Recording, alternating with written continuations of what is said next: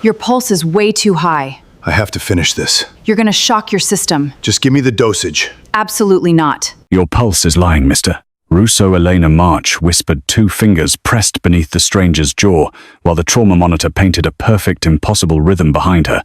And for one frozen second, every armed man in the room stopped breathing except the flea's patient, who was supposed to be unconscious, sedated and dying. His dark eyes opened just enough to find hers, terrifyingly awake, and the faintest movement of his mouth warned her, before any alarm could scream.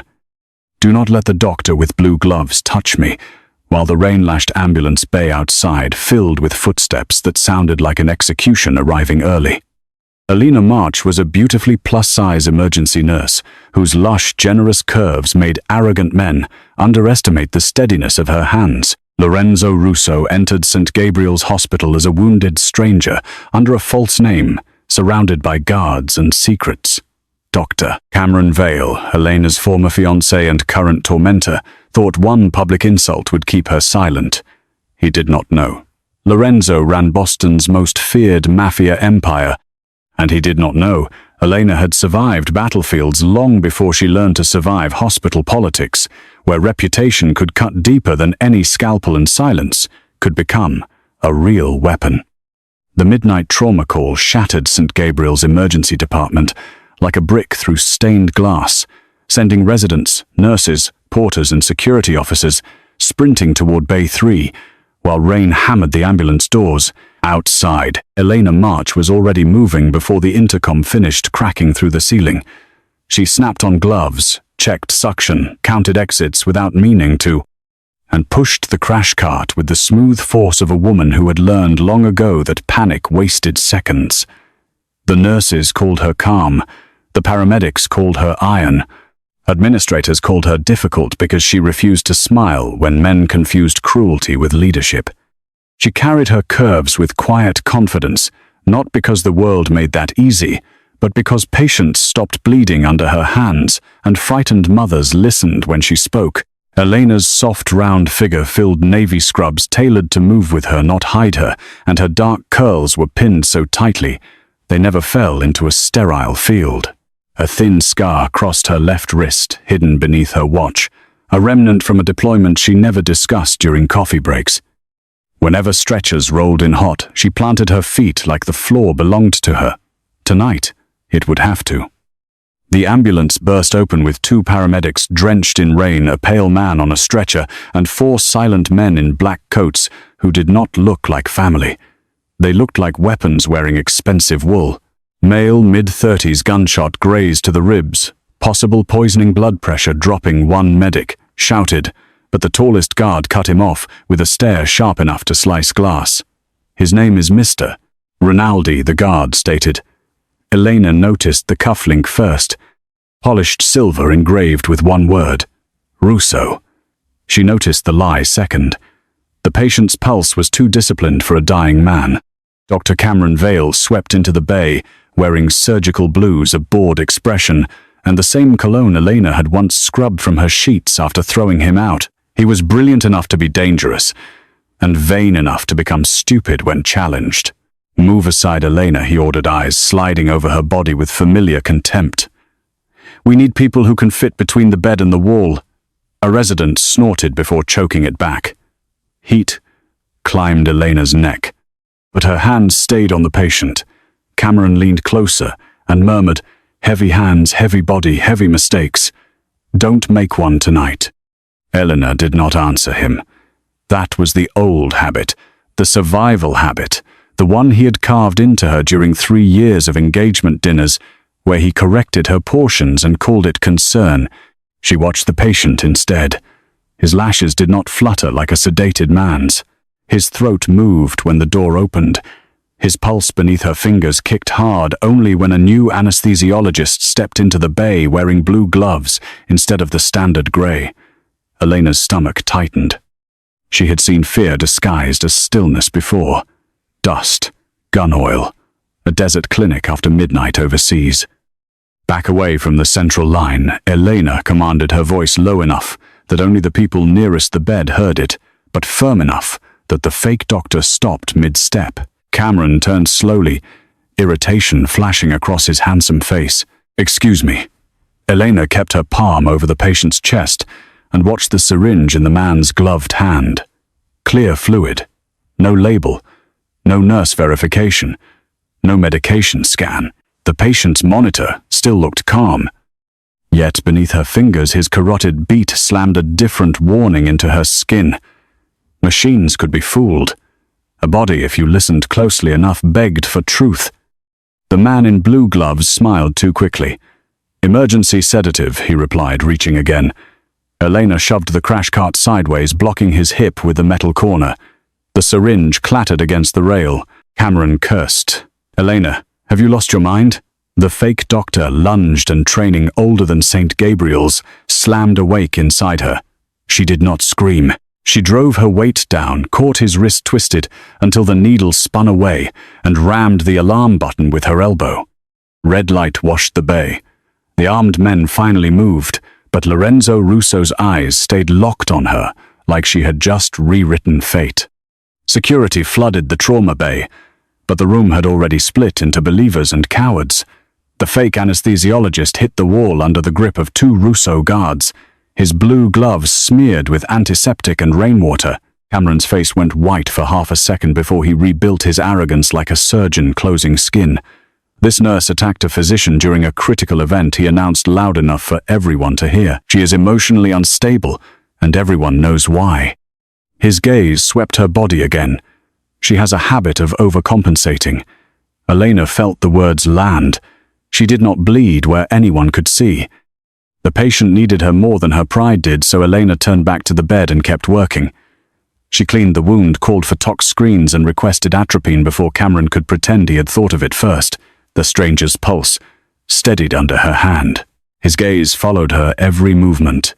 Dark, predatory, fiercely intelligent, far too awake for a man drowning in chemical fog.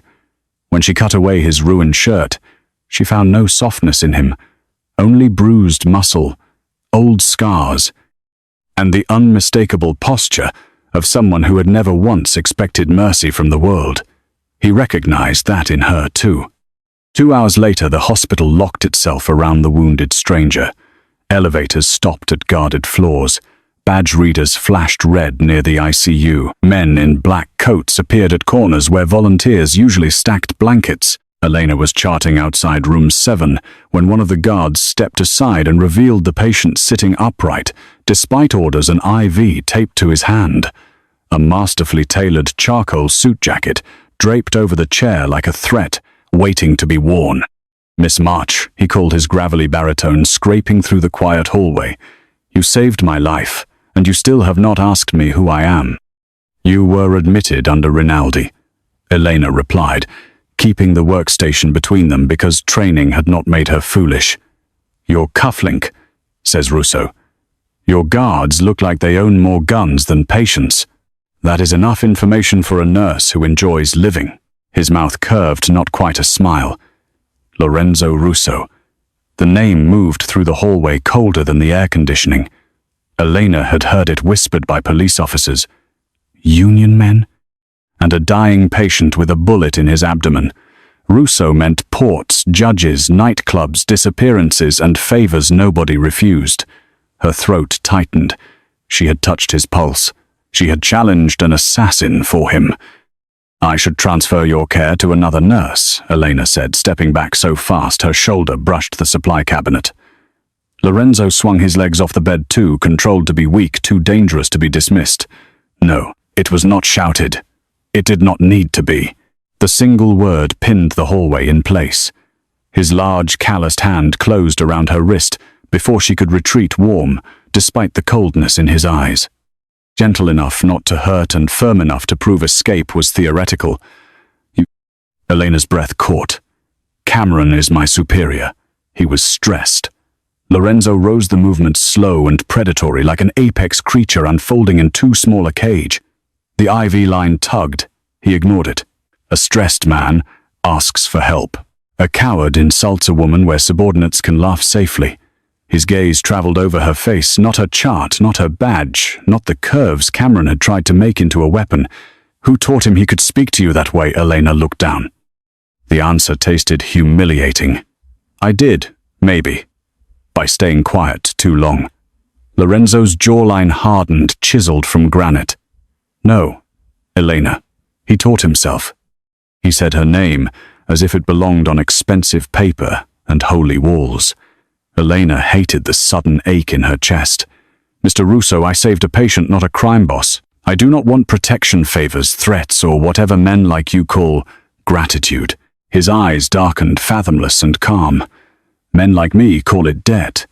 He released her wrist, but only after his thumb brushed the red mark Cameron's words had left more clearly than any grip.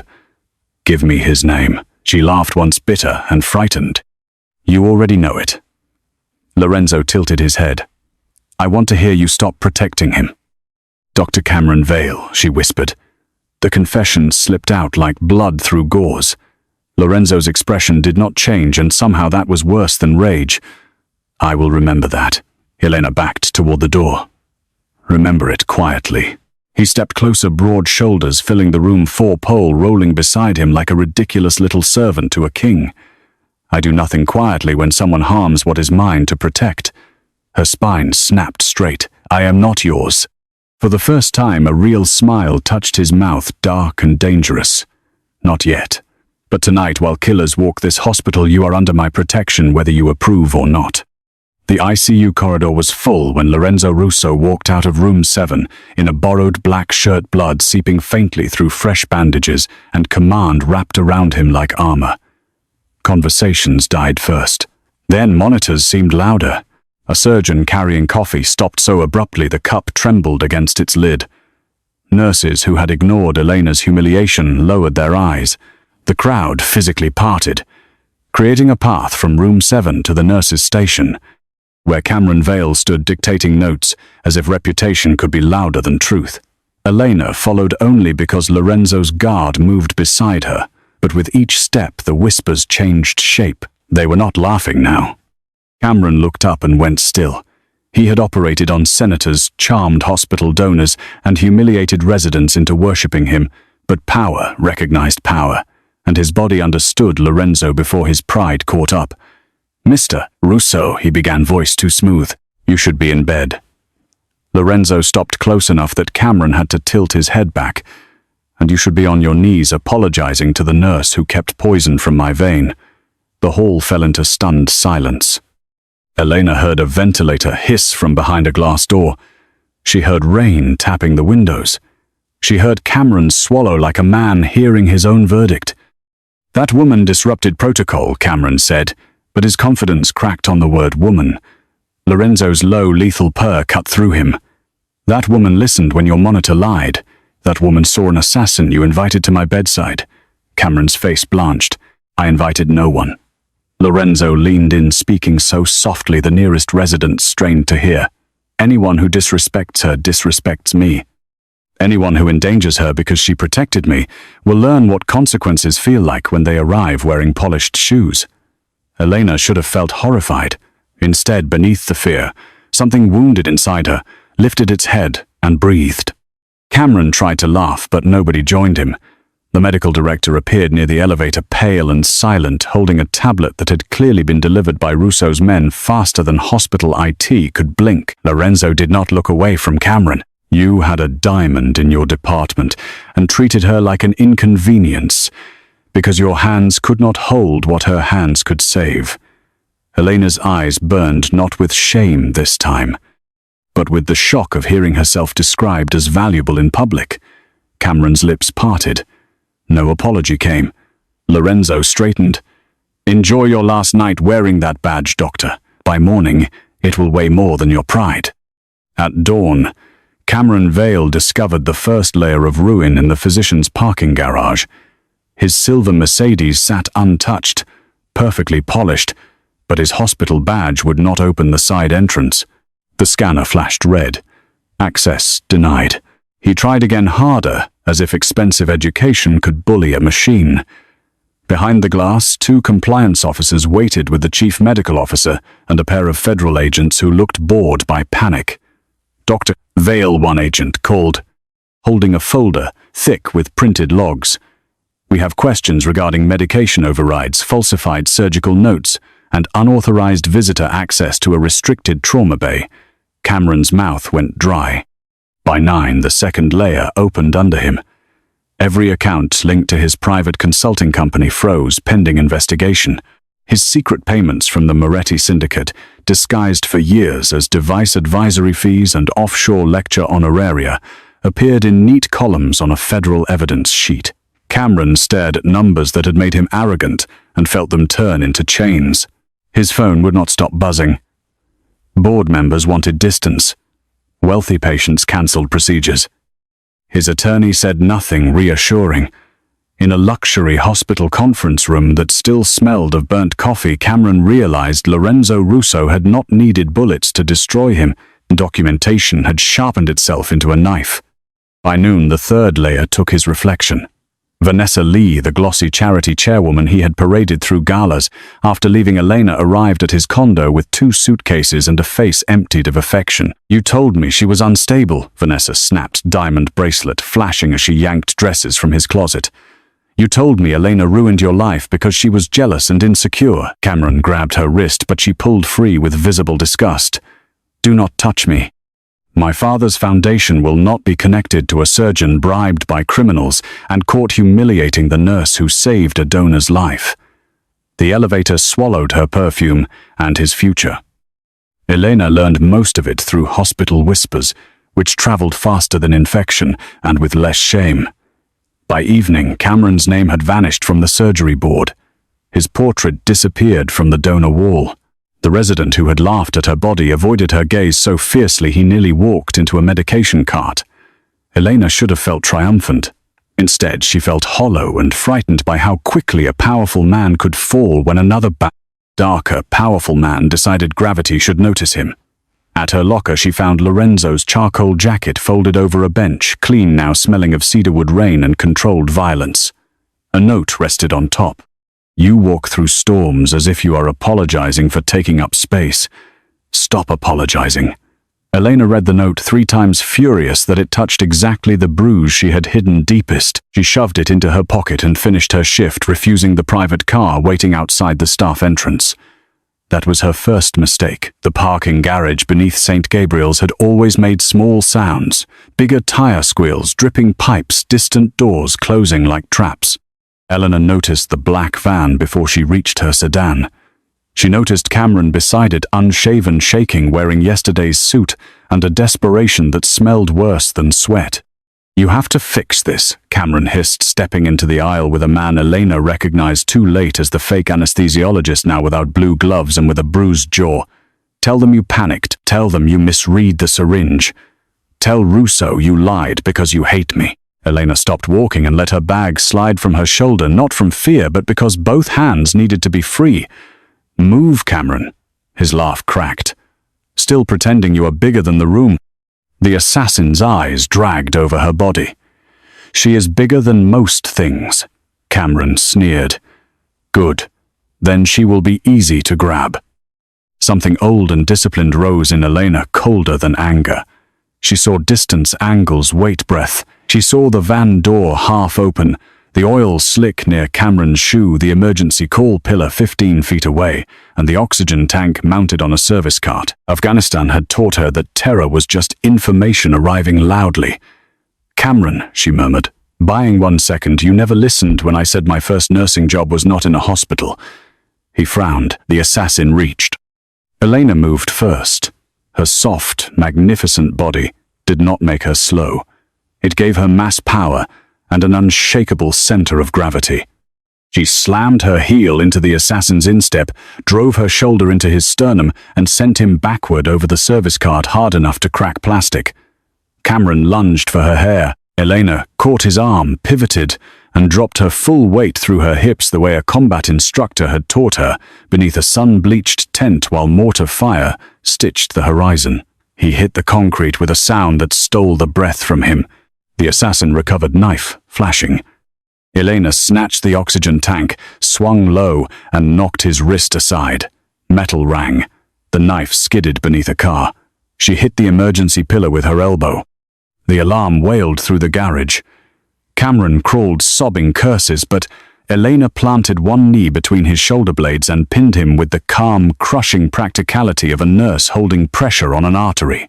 A lamb might get slaughtered, she breathed near his ear, but a whale can sink the whole damn ship. The assassin tried to rise again. Elena kicked the dropped knife farther away, grabbed a roll of trauma tape from her bag, and bound his wrist to the cart rail before he could fully focus. Her hands did not shake until 3 black SUVs screamed down the ramp and boxed the van in with surgical precision. Lorenzo stepped out of the lead SUV in an obsidian suit, no tie bandage, hidden poorly beneath the shirt, fury moving around him so visibly the garage felt 10 degrees colder. His men raised weapons, but Lorenzo lifted one hand when he saw the scene. Cameron pinned, assassin restrained. Elena kneeling in navy scrubs, curls escaping cheek, scraped eyes blazing. For once, the Mafia king of Boston looked genuinely stunned. They interrupted my walk to my car. Elena said, breathless and shaking now that survival had finished using her bones. Lorenzo's mouth curved slowly. Pride, dark and possessive, burned through his face. Remind me never to interrupt your reading either. He crossed to her and crouched, ignoring Cameron's whimpering. His large hand touched her jaw with impossible gentleness, turning her face toward the fluorescent light. You are hurt. Elena laughed, once wild and thin. He tried to kidnap me, and you are worried about a scrape. I am capable of several worries at once. Cameron twisted beneath her knee. Russo, please, I can explain. Lorenzo's eyes dropped to him and became empty. You tried to take the woman who saved my life. The words were soft, nearly tender, and therefore terrifying.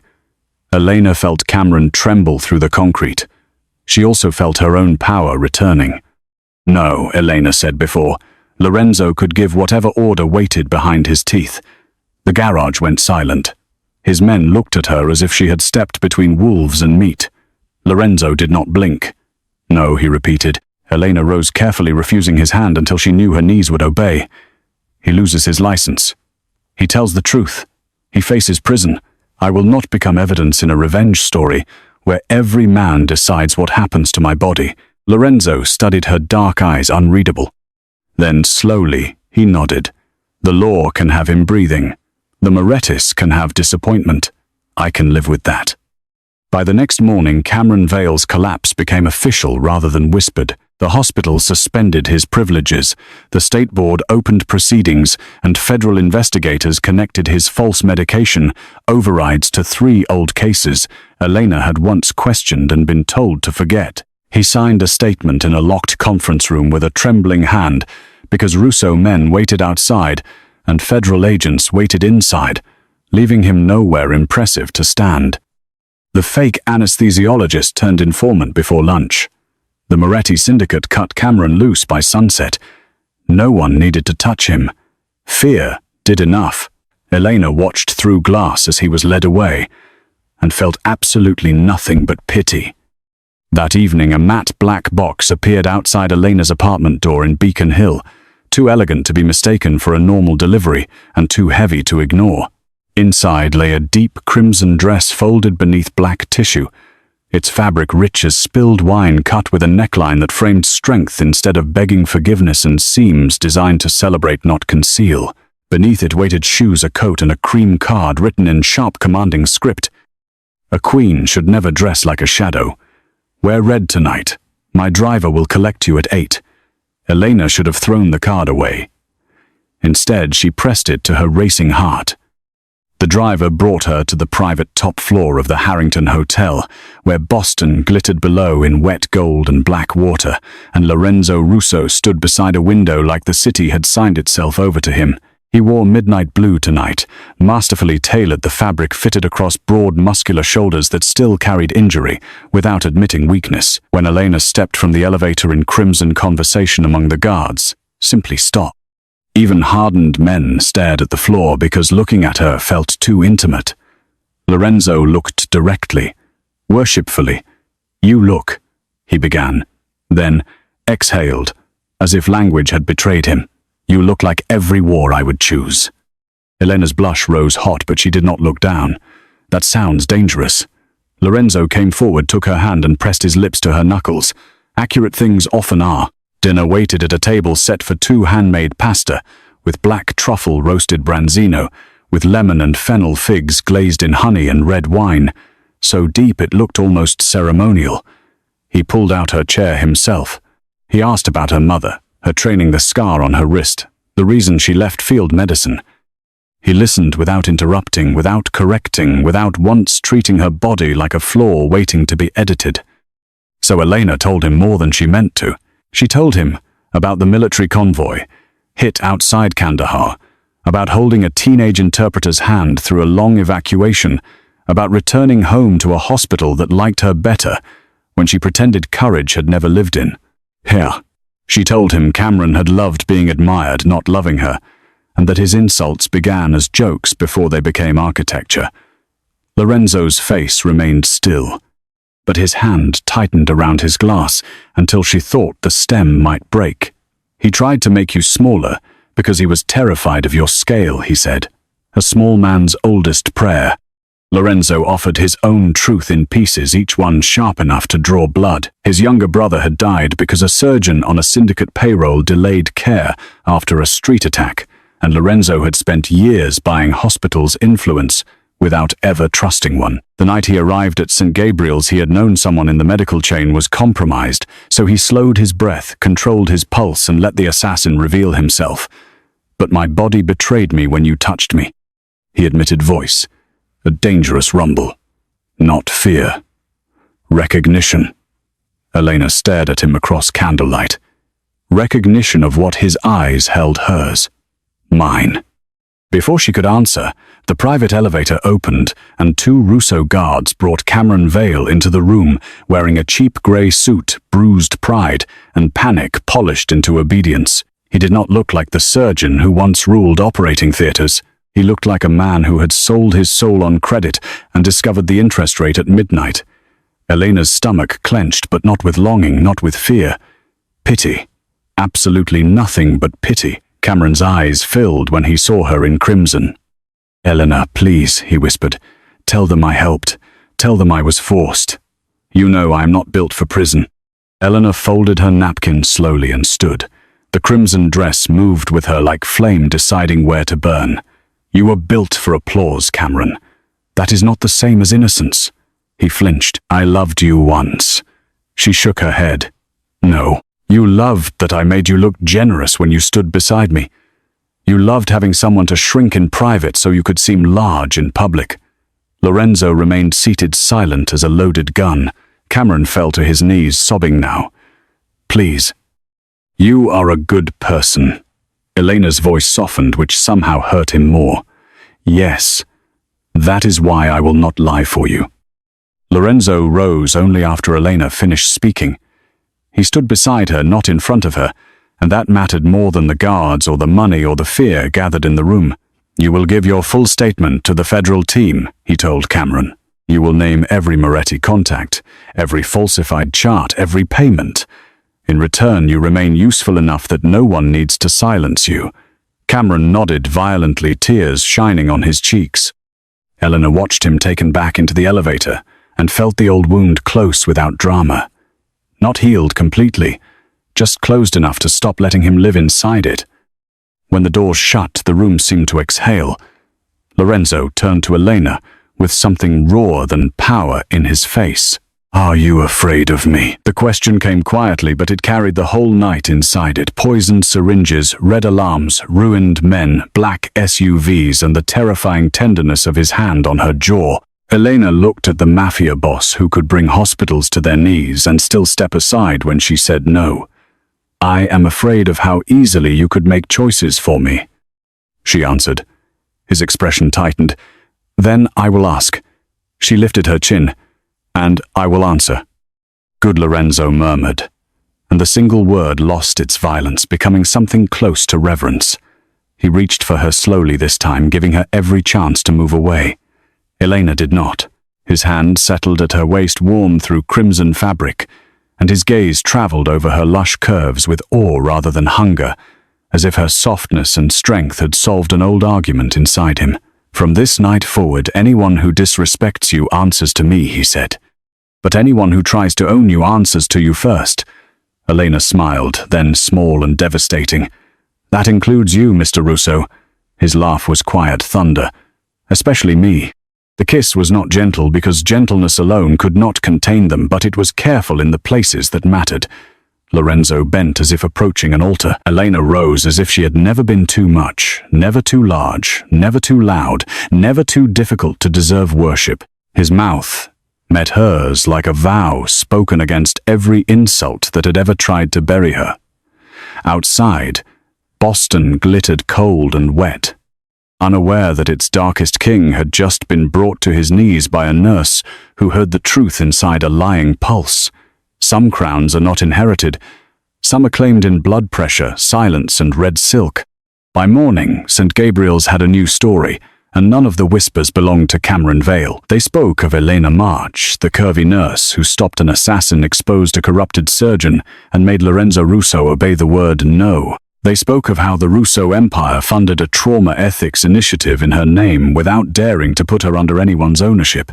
Elena returned to work in Navy scrubs, but she walked differently now, not because a Mafia boss had chosen her, but because she had finally chosen herself in front of him. When Lorenzo sent flowers, the card held one sentence: "Your pulse never lied to me." Did you love seeing Elena rise from mocked nurse to crimson queen of her own fate? Hit that like button, share this story, and subscribe for more dark romance where powerful men learn that real queens do not need permission to take up space. Drop a comment below telling us whether Lorenzo was right to destroy Cameron's world, or whether Elena's choice to hand him to the law was the stronger revenge. And remember the lesson St. Gabriel's learned at midnight. Never underestimate the woman listening quietly beside the bed, because she may hear the truth your pulse is trying to hide. Bản này là một kịch bản gốc, được xây dựng theo nhịp audio drama mode, Deep Dark Romance và Mafia Romance, mà bạn đưa làm văn bản tham chiếu, đặc biệt là kiểu mở bằng cú sốc nữ chính, bị hạ nhục công khai nam chính quyền lực nghe thấy rồi, phản diện sụp đổ, theo nhiều tầng thay vì chỉ bị vả mặt một lần.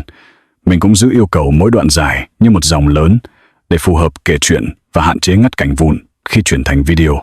Tài liệu tham chiếu đã dùng gồm văn bản mẫu bạn dán và master prompt cấu trúc thể loại.